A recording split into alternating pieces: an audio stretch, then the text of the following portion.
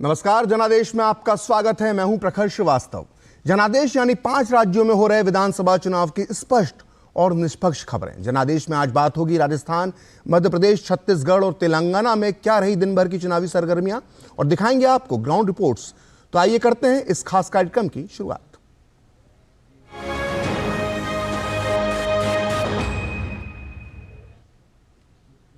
तो जनादेश में सबसे पहले बात राजस्थान के रण की, जहां प्रधानमंत्री नरेंद्र मोदी ने बायतू में एक विशाल जनसभा को संबोधित किया। प्रधानमंत्री ने कहा कि जहां जहां कांग्रेस आती है वहां वहां आतंकियों, दबंगों और दंगाइयों के हौसले बढ़ जाते हैं, क्योंकि कांग्रेस तुष्टीकरण की नीति पर काम करती है। उन्होंने कहा कि जिस पावन धरा पर माताओं बहनों के मान सम्मान के लिए जान की बाजी लगा दी जाती है, ऐसे राजस्थान को कांग्रेस ने महिलाओं के प्रति अत्याचार में सबसे आगे लाकर खड़ा कर दिया है।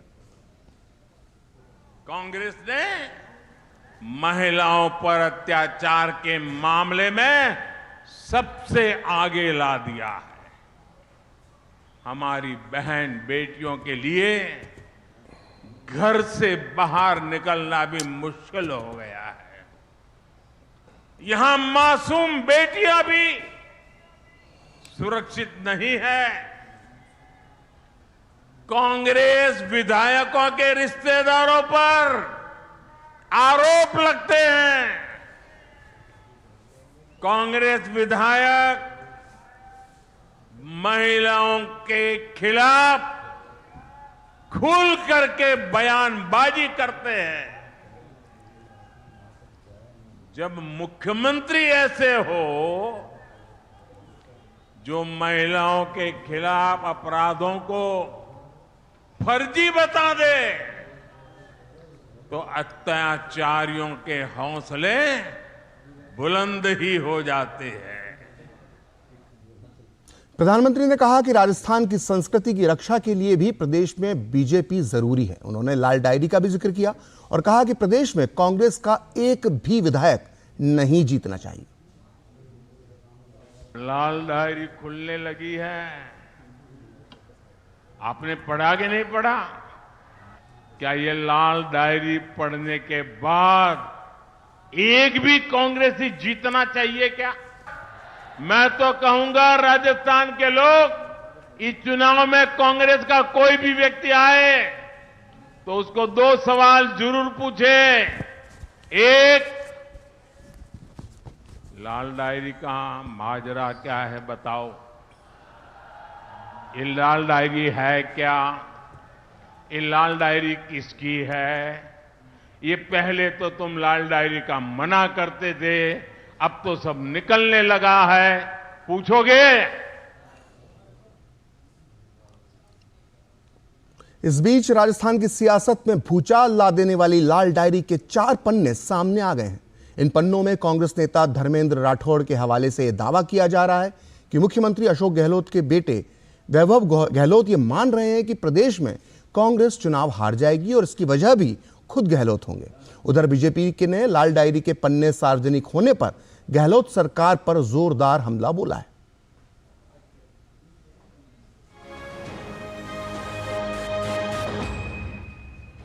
राजस्थान चुनाव से पहले कथित लाल डायरी के इन 4 पन्नों को सार्वजनिक कर उदयपुर वाटी से शिवसेना उम्मीदवार और गहलोत सरकार में मंत्री रहे राजेंद्र सिंह गुढ़ा ने सियासत में उबाल ला दिया है।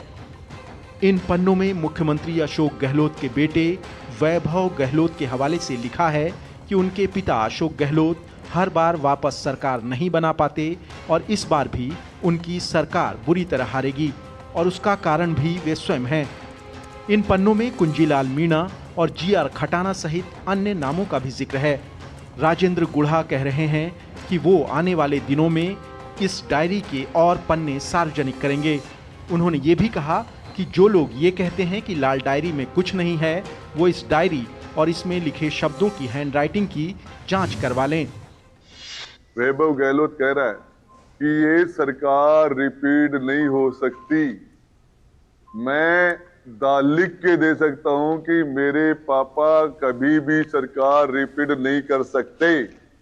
और किस तरीके से, अनैतिक तरीके से पीआर मीणा को फायदा पहुंचाया गया, सचिन पायलट खेमे से तोड़ के और अपने खेमे में जोड़ने के लिए बीजेपी ने लाल डायरी के पन्ने सार्वजनिक होने पर अशोक गहलोत सरकार पर निशाना साधा है।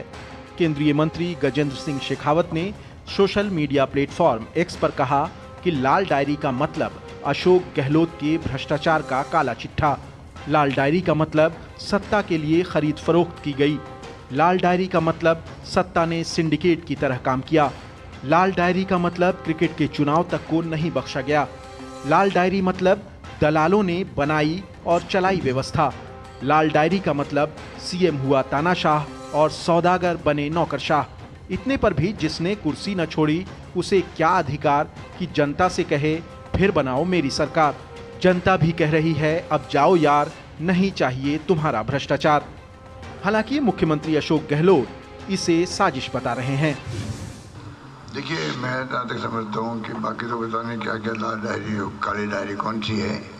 हमारा मंत्री था, उसको उससे बात करके ये सब षड्यंत्र बीजेपी के नेताओं ने किया, उसके साथ मिलकर के एक मंत्री के साथ में। दरअसल गहलोत सरकार से बर्खास्त मंत्री राजेंद्र गुढ़ा ने विधानसभा में भी लाल डायरी को लहराते हुए इसमें कई खुलासे छिपे होने का दावा किया था।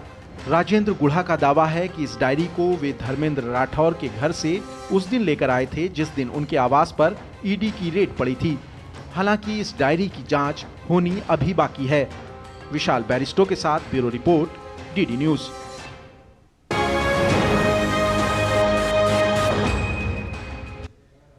आइए अब राजस्थान के बाद रुख करते हैं छत्तीसगढ़ और मध्य प्रदेश का। छत्तीसगढ़ विधानसभा चुनाव के दूसरे चरण की 70 सीटों के लिए आज प्रचार का शोर थम गया। वहीं मध्य प्रदेश की सभी 230 सीटों के लिए भी चुनाव प्रचार आज शाम को समाप्त हो गया है। प्रचार के अंतिम दिन भी दोनों राज्यों में सभी पार्टियों के दिग्गज नेताओं ने धुआंधार प्रचार किया। प्रचार का शोर थमने के बाद अब उम्मीदवार घर घर जाकर मतदाताओं से संपर्क साध रहे हैं और समर्थन मांग रहे हैं।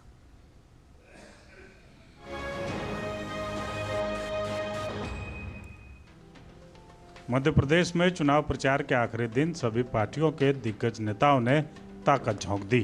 बैतूल में मुख्यमंत्री शिवराज सिंह चौहान तो इंदौर में उत्तराखंड के मुख्यमंत्री पुष्कर सिंह धामी ने चुनावी रैलियों को संबोधित किया।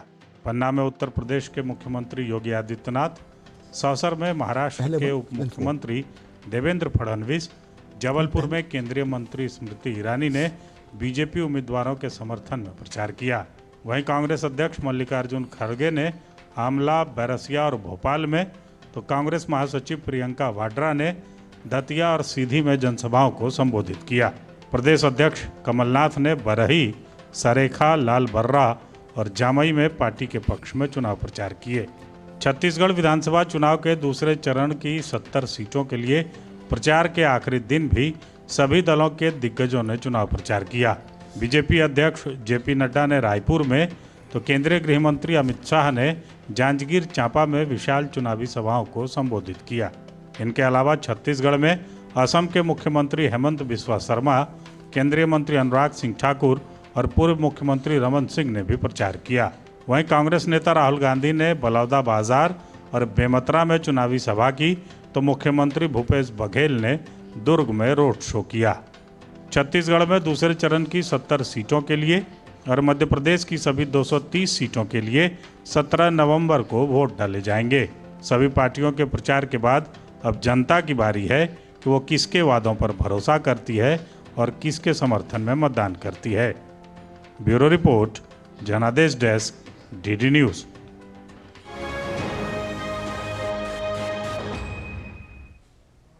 तो आपने देखा कि किस तरह से छत्तीसगढ़ और मध्य प्रदेश में चुनाव प्रचार के आखिरी दिन सारे दिग्गज नेताओं ने अपनी अपनी पार्टी के लिए अपनी पूरी ताकत झोंक दी। और क्या रहा आखिरी दिन और क्या बन रहे हैं चुनावी समीकरण, इस पर बात करने के लिए हमारे साथ मौजूद हैं हमारे दो संवाददाता। हमारे साथ दतिया से जुड़ चुके हैं नीरज सिंह। दतिया मध्य प्रदेश का एक महत्वपूर्ण इलाका है, चंबल इलाका है, वहाँ का एक शहर है। वहाँ से दतिया से नीरज सिंह हमारे साथ हैं। वहीं छत्तीसगढ़ की राजधानी रायपुर से हमारे साथ मौजूद है हमारे संवाददाता धीरज कुमार। आप दोनों का बहुत बहुत स्वागत है। पहला सवाल धीरज मेरा आपसे है कि आप जिस दतिया में हैं वो चंबल का एक महत्वपूर्ण इलाका माना जाता है और चंबल जो इलाका है वो सिंधिया का गढ़ रहा है एक लंबे समय तक, और ऐसे में आज जब प्रियंका गांधी ने सीधे सीधे ज्योतिरादित्य सिंधिया पर व्यक्तिगत हमला बोला है, ना केवल उनके ऊपर व्यक्तिगत आरोप लगाया बल्कि उनको ये भी कह दिया उनकी बगावत को कि एक तरह से गद्दारी का नाम दे दिया है, तो इससे जो चंबल इलाका है इस पर क्या असर होता नजर आ रहा है? देखिए, बिल्कुल चंबल की अगर धरती की बात करें प्रखर, आप भी इसी इलाके से आते हैं और ये एक ऐसी धरती है जो अपने बगावती रुख के लिए जानी जाती है। आप देखें 2018 में कांग्रेस पार्टी ने जब यहाँ से चुनाव लड़ा था और उस समय जो सिंधिया हैं वो उनके साथ थे और यहाँ की ज़्यादातर सीटों पर कांग्रेस पार्टी ने विजय हासिल करी थी। 34 सीटें यहाँ से आती हैं और 34 में से 26 सीटें कांग्रेस पार्टी के पास थी, जबकि 7 सीटें भारतीय जनता पार्टी के पास थी, 2 बीएसपी के पास थी और 1 निर्दलीय था। इस बार दिक्कत यह है कि पहले कांग्रेस खेमे में थे सिंधिया, लेकिन इस बार भारतीय जनता पार्टी के साथ हैं और ये कहा जा रहा है कि करीब 15 उनके जो समर्थक हैं वो चुनावी मैदान में, तो सिंधिया की भी एक तरीके से राजनीतिक जो इज्जत है वो दाग पर लगी हुई है। दूसरा, आपका राजनीतिक करियर या राजनीतिक कद आपका कैसा भी हो, लेकिन जब व्यक्तिगत हमले किसी के ऊपर होते हैं, आप देखें कि जो ग्वालियर इलाका है, चंबल इलाका है, मुरैना है, भिंड है, शिवपुरी है, अशोकनगर, ये इलाके ऐसे हैं जहां राजघराने की काफ़ी इज्जत रही है और अगर व्यक्तिगत हमला होता है तो उसका खामियाजा कांग्रेस पार्टी को उठाना पड़ सकता है। और दूसरी सबसे बड़ी बात है कि क्या सिंधिया ने 2018 में जो मेहनत कांग्रेस पार्टी के लिए की थी, क्या उसी तरह के परिणाम इस बार भारतीय जनता पार्टी के पक्ष में सिंधिया ला पाते हैं? ये राजनीतिक जो कह सकते हैं कि ताकत, उसका भी परीक्षण है। जी धीरज, आप रायपुर से और अभी थोड़ी देर पहले आपकी मुख्यमंत्री भूपेश बघेल के साथ एक मुलाकात हुई थी और जिसमें उन्होंने दावा किया है कि इस बार कांग्रेस जो है बहुमत में आएगी। खास बात यह है कि जब चुनाव शुरू होने वाला था छत्तीसगढ़ का, तब भूपेश बघेल बार बार ये बात कह रहे थे कि अब की बार 75 के पार, लेकिन अब सिर्फ बहुमत की बात कर रहे हैं। तो दावे में वो जो नया दावा है इसमें कितना दम नजर आ रहा है?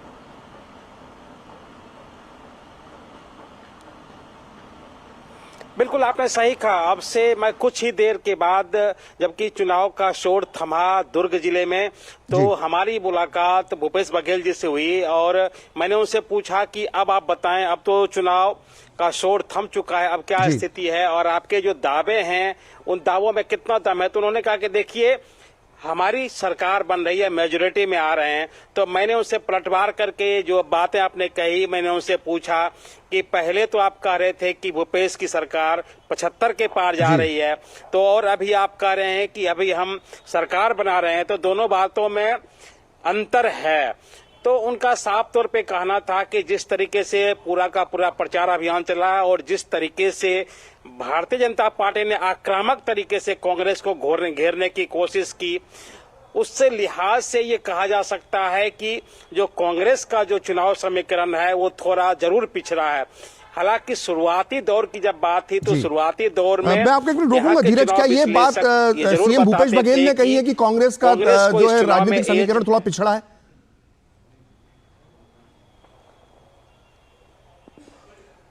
धीरज जी बिल्कुल बिल्कुल, अभी उन्होंने जिक्र किया है और उन्होंने कहा कि जिस तरीके से भूपेश बघेल को घेरने की कोशिश की, उन्होंने साफ तौर पे हमें जिक्र किया, हमें इंटरव्यू दिया है। उस इंटरव्यू में उन्होंने कहा कि जिस तरीके से जो पूरी की पूरी भाजपा की जो टीम थी वो भूपेश बघेल के इर्द गिर्द घूम रही थी और उस पे भूपेश बघेल पे आक्रामक बने हुए थे, उससे जो बाद के रुझानों में ऐसा लगा है कि जो भाजपा जो है वो अपना चुनाव समीकरण को ठीक करने में कामयाब हुई है। हालांकि भूपेश बघेल मंझे हुए राजनेता हैं, इस राजनीति के माहिर खिलाड़ी हैं। बातों बातों में वो अपनी बातों को टाल गए कि देखिए अब तो चुनाव प्रचार थम गया है, अब जनता तय करेगी कि किसके पक्ष में जो ये चुनाव जाएगा। हालांकि उनके चेहरे पे आज ये झलक रहा था। मैंने एक और सवाल उनसे पूछा जो कि बहुत जो यहाँ के आसपास के लोगों में, आसपास के पत्रकार जिसकी अक्सर चर्चा करते हैं कि अब जो भूपेश चिड़चिड़े हो गए हैं।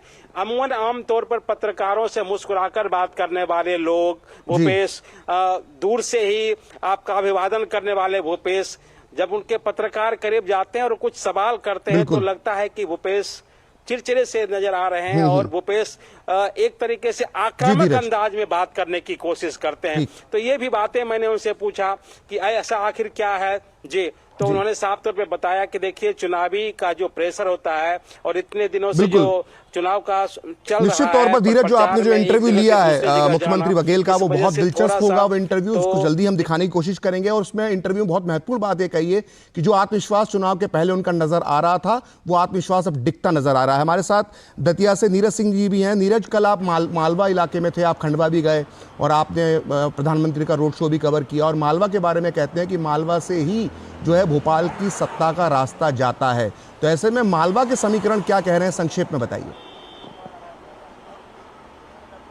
देखिए, बिल्कुल सत्ता का रास्ता जाता है, क्योंकि आप देखें 66 सीटें हैं और 2013 में भारतीय जनता पार्टी ने 56 सीटें जीती थी यहाँ से। लेकिन 2018 के आप अगर परिणामों को देखें तो कांग्रेस पार्टी 35 के करीब सीटें कांग्रेस पार्टी ने यहाँ से जीती थी। 9 से 35 हुई थी कांग्रेस और भारतीय जनता पार्टी 56 से 28 हुई थी।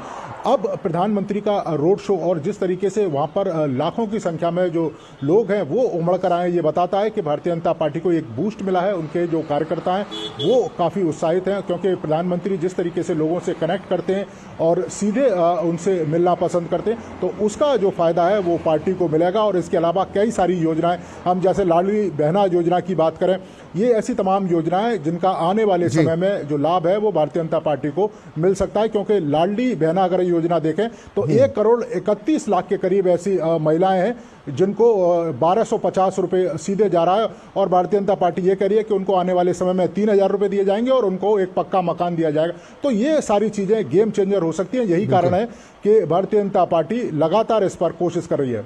ठीक, आप दोनों का बहुत बहुत धन्यवाद ये सब जानकारी देने के लिए। तो फिलहाल वक्त है एक ब्रेक का, और ब्रेक के बाद जनादेश में और भी हैं चुनावी खबरें। तुम्हें पता है इन्वेस्टर्स के लिए एक इन्वेस्टर प्रोटेक्शन फंड होता है, IPF। लेकिन अगर तुम्हारा ट्रेड एक्सचेंज पर एग्जीक्यूट नहीं हुआ या फिर कोई गारंटीड रिटर्न्स वाली स्कीम है, तो ये IPF आपकी मदद नहीं कर सकता है। और अगर आपका ब्रोकर ही डिफॉल्टर बन जाए तो फिर IPF आपको कॉम्पेंसेशन दिला सकता है। कहाँ से सीखा? NSE की साइट पर। समझ कर इन्वेस्ट कर, अगर छोले बने तो गोल्डी छोले मसाले, जहाँ जाए रिश्ते बनाए, जहाँ जाए रिश्ते बनाए, गोल्डी मसाले। नमस्ते मास्टर जी। अरे करुण, तुम शहर से कब वापस आए? परसों आया मास्टर जी, माँ का बार बार फोन। अच्छा गिरधर, तुमने जो जानकारी दी उससे मेरे बेटे का काफी भला हुआ। Thank you sir. यार गिरी, तो पॉपुलर बन गया तू। पॉपुलर नहीं यार, डिस्ट्रीब्यूटर बन गया म्यूचुअल फंड्स का। मैं इन सभी की मदद करता हूँ, उनका भला होता है तो वो दुआ देते हैं। वाह यार, अगर आप भी मेरी तरह म्यूचुअल फंड्स डिस्ट्रीब्यूटर बनना चाहते हैं तो चाहिए mfd-शुरू.com पर। तो करें शुरू। दादी, आज भी आपकी चाय की दुकान बंद थी? 1 महीने से बीमार हूँ, काम बंद और इलाज का खर्चा अलग। आयुष्मान कार्ड नहीं बनवाया? नाम सुना है, कहाँ बनवाना है, कैसे बनवाना है, इस उम्र में भाग दौड़। कार्ड अभी बन जाएगा। आयुष्मान ऐप पर जाकर अपना या परिवार के सदस्य का नाम लाभार्थी सूची में ढूंढें, आधार, OTP या फेस ऑथ द्वारा ऑथेंटिकेट करें, डिटेल्स भरें, अब मोबाइल से फोटो खींचकर अपलोड करें। बन गया। अब ठीक होकर अपने हाथ की चाय पिला दो।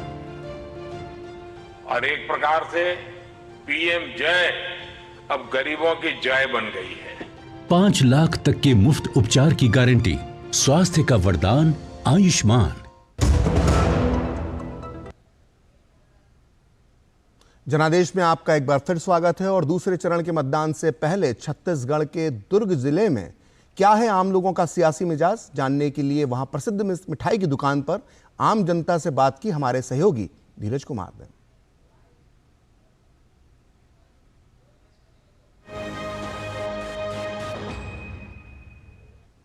वो झूठा है वोट ना उसको देना, नोट दे फिर भी वोट ना उसको देना, हम करते हैं सेवा और वो खाता है मेवा।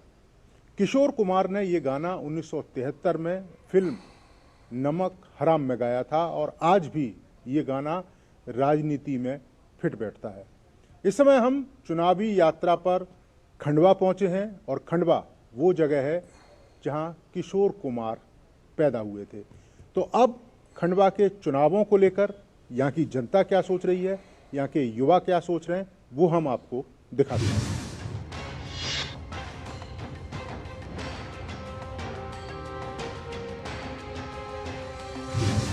खंडवा के बॉम्बे बाजार में जिस जगह पर मैं खड़ा हूँ, ये वही घर है जहाँ किशोर कुमार पैदा हुए थे। उनका बचपन यहीं बीता और यहाँ के बाद वो मुंबई पहुँचे और मुंबई से पूरी दुनिया में संगीत का जो डंका है उन्होंने बजवाया, जो गीत उन्होंने गाए वो आज भी कालजयी हैं।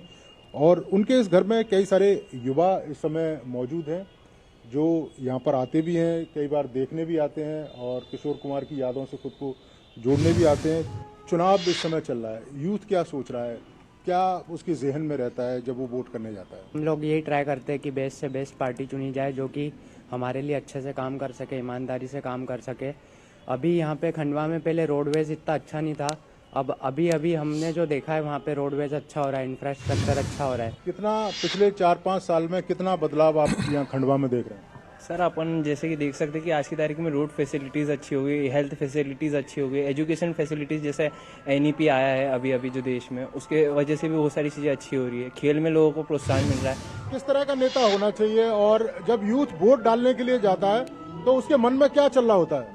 नेता ऐसा होना चाहिए जो अपने जो यूथ है और जो अपने ओल्ड जो पीपल्स रहते हैं उन सबको साथ में लेके चले। पिछले 5 साल में हम देखें जिस तरह का काम यहाँ पे हुआ है, आप लोग संतुष्ट हैं? और महिला सुरक्षा को लेकर कैसी स्थिति है खंडवा में? सर महिला सुरक्षा को लेकर तो बहुत ज़्यादा, क्योंकि पहले के ज़माने में हमारे मम्मी पापा बोलते थे कि लेडीज़ घर से अकेले नहीं निकल पाती थी, मगर अभी ऐसा कुछ नहीं है। आप ये बताओ, इलेक्शन चल रहा है, क्या सोच रहा है? हमारे जहन में यही चल रहा है मतलब कि बेस्ट पॉलिटिकल पार्टीज आए जो यूथ के हिसाब से काम करे, क्योंकि अभी यूथ का ही टाइम चल रहा है। ये आपने देखा कि ये यूथ है और जो बता रहा है कि किस तरह की सरकार उसको चाहिए, किस तरह से जो वोट है उसको लेकर इनके जहन में क्या चलता है कि किस पॉलिटिकल पार्टी को ये लोग वोट देंगे।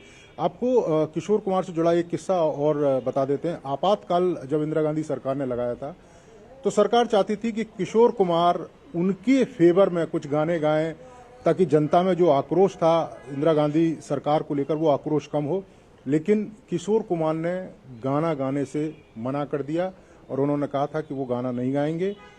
यही वजह है कि किशोर कुमार के कई सारे गाने और कई सारी पिक्चरों को बैन कर दिया। तो यानी कि वो मौलिक जो स्वतंत्रता है उसके समर्थक थे और रचनात्मक व्यक्ति थे। और जो यहाँ के जो युवा हैं, खंडवा के जो युवा हैं, वो भी यही चाहते हैं कि जो भी सरकार बने, जो भी पॉलिटिकल पार्टी सत्ता में आए, यूथ का भला करे, यूथ के विकास के लिए काम करे। कैमरामैन मोहित के साथ नीरज सिंह, DD न्यूज़, खंडवा।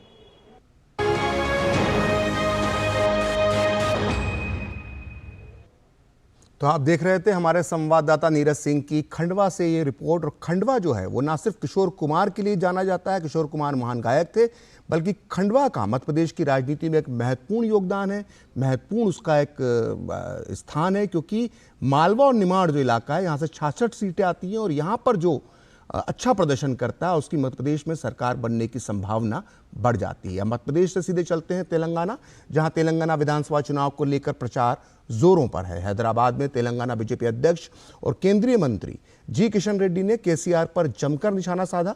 केंद्रीय मंत्री ने कहा कि 2023 में केसीआर की सरकार जाने वाली है और 2024 में कौन आएगा ये देश की जनता तय करेगी।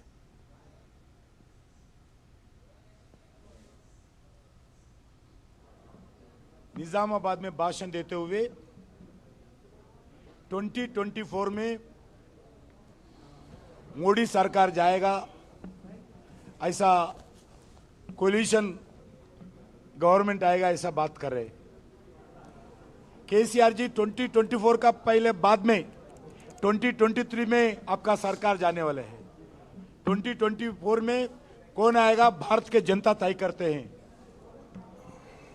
पहला तो आपका बेटे का आप खुद हारने वाले हैं, आपका पार्टी हारने वाला है, बुरा तरह आपका परिवार हारने वाला है, आपका परिवार का पार्टी हारने वाला है, आपका भ्रष्टाचार पार्टी हारने वाला है, आपका निजाम का पार्टी हारने वाला है।